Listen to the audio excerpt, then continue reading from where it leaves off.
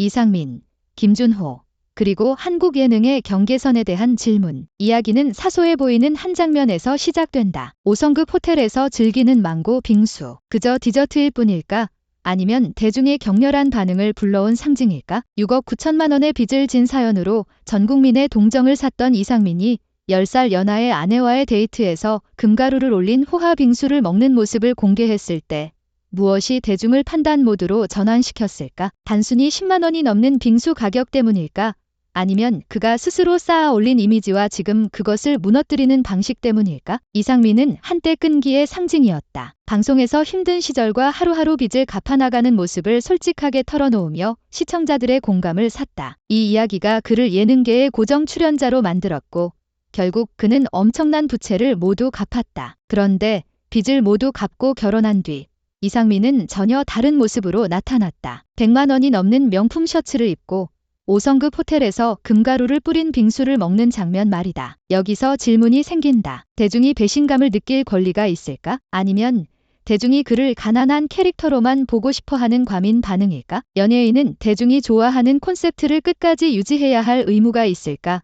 아니면 지금의 현실을 있는 그대로 보여줄 권리가 있을까? 이상민이 사치스러운 소비를 하더라도 그것이 사생활 안에서 일어난다면 대중은 크게 신경 쓰지 않았을지도 모른다. 그러나 그 장면이 TV나 SNS에 공개되는 순간 그것은 더 이상 사적인 문제가 아니다. 그것은 예능 콘텐츠가 되고 도덕적 평가의 대상이 된다. 여기서 의문이 생긴다. 왜 한국 예능은 이렇게 사생활을 깊게 파고드는가? 미우새 같은 프로그램은 연예인의 사생활을 시청률을 위한 핵심 소재로 삼는다. 문제는 고생담이 더 이상 나올 것이 없을 때 제작진이 일부러 새로운 드라마를 만들기 위해 사치스러운 장면을 부각시키는 것이 아닌가 하는 점이다. 빙수는 단순한 음식이 아니다. 그것은 지상민 과거 이미지와 현재 이미지 사이의 간극을 보여주는 상징이다. 예전에는 라면을 먹는 장면에 시청자들이 안타까움을 느꼈지만 지금은 10만 원이 넘는 디저트를 먹는 모습을 보며 거리감을 느낀다. 이것은 한 사람의 인생 역전이 가져오는 자연스러운 변화일까? 아니면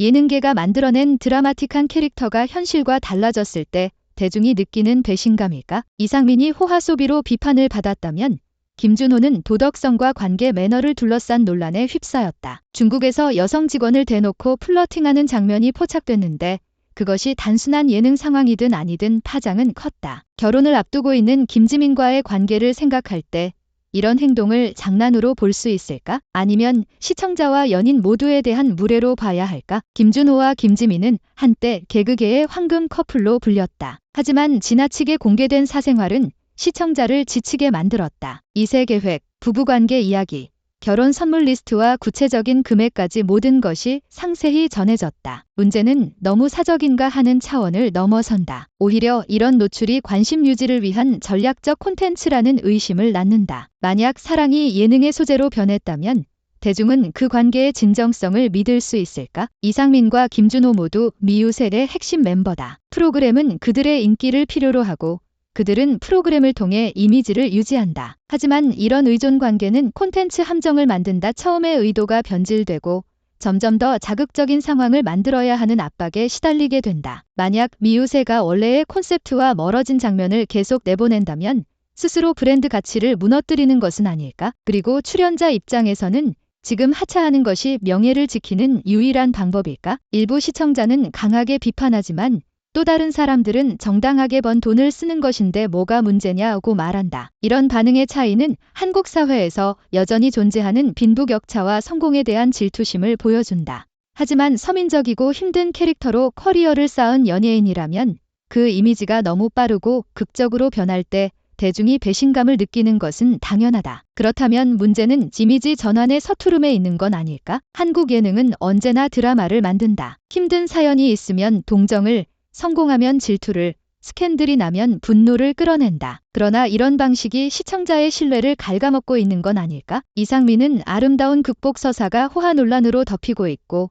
김준호는 사랑 이야기 대신 부적절한 행동 논란이 부각되고 있다. 과연 이들은 옛 이미지를 벗어나면서도 팬들의 마음을 지킬 수 있을까? 아니면 한때 인기의 사례로 남게 될까? 미디어 논리로 보자면 두 사람 모두 미우색에서 스스로 물러나는 것이 현명하다. 그렇지 않으면 시청률을 위해 계속 자극적인 내용을 내놓아야 하고 그럴수록 이미지 손상은 심해질 것이다. 사생활이 주 콘텐츠가 아닌 다른 프로그램에 출연한다면 10만원 빙수나 플러팅 발언은 크게 화제가 되지 않을 수 있다. 하지만 사생활을 해부하듯 보여주는 프로그램에서는 모든 것이 논란의 불씨가 된다. 한국의 예능 프로그램을 보다 보면 어느 순간부터 웃음보다 사생활이 더 중요한 소재가 된 것을 느끼게 된다. 원래 예능은 가벼운 오락과 즐거움을 주는 장르였지만 지금은 연예인의 사소한 일상, 연애, 갈등, 심지어 스캔들까지도 시청률을 위한 핵심 콘텐츠로 소비된다. 그렇다면 질문이 생긴다. 연예인의 사생활은 어디까지 공개가 가능하며 언제부터 그것이 상품으로 변하는가? 과거에는 연예인이 자신의 개인사를 고백하는 장면이 용기로 평가받았다. 대중은 진솔한 이야기에 감동했고 그것이 그들의 인기를 높였다. 하지만 시간이 지나면서 방송사는 이러한 진솔함을 포장하고 반복적으로 소비하기 시작했다. 예를 들어 힘든 가정사, 빚, 연애 실패 같은 이야기는 한 번쯤 들을 때는 감정이입을 불러일으키지만 그것이 시즌마다 반복되면 어떻게 될까? 시청자는 점점 그 이야기를 인간적인 서사가 아닌 예능 포맷으로 인식하게 된다. 많은 예능은 시청률을 위해 출연자의 사생활을 드라마처럼 구성한다. 연애를 시작하면 로맨틱 에피소드를, 다투면 위기 서사를, 결혼 준비를 하면 감동 서사를 만든다. 문제는 이것이 현실보다 더 자극적으로 편집되거나 때로는 제작진이 상황을 유도하는 경우가 있다는 점이다. 여기서 의문이 생긴다. 현실과 연출이 섞인 상황에서 대중이 보고 있는 것은 진짜 인물일까?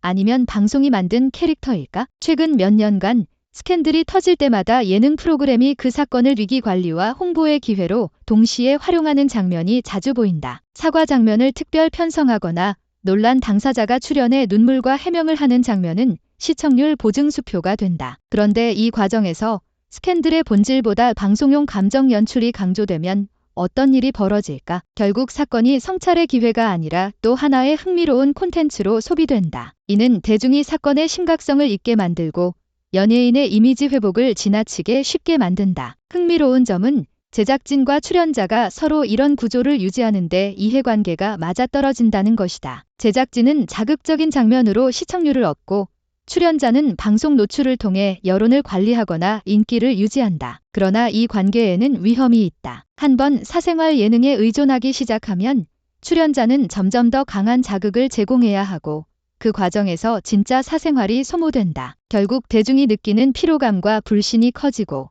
프로그램 자체의 신뢰도도 하락한다. 이 논란은 단순히 사치나 장난의 문제가 아니다. 그것은 연예인, 대중, 미디어 사이의 관계에 대한 교훈이다. 사생활이 콘텐츠가 되면 진짜와 연기가 뒤섞이고 어떤 행동이든 평가와 논란의 대상이 된다. 결국 이상민과 김준호는 스스로의 등장 방식을 조율해 존중을 지킬 수 있을까? 아니면 드라마 시청률 스캔들의 소용돌이 속에서 언젠가 그들을 사랑했던 대중마저 등을 돌리는 순간을 맞이하게 될까?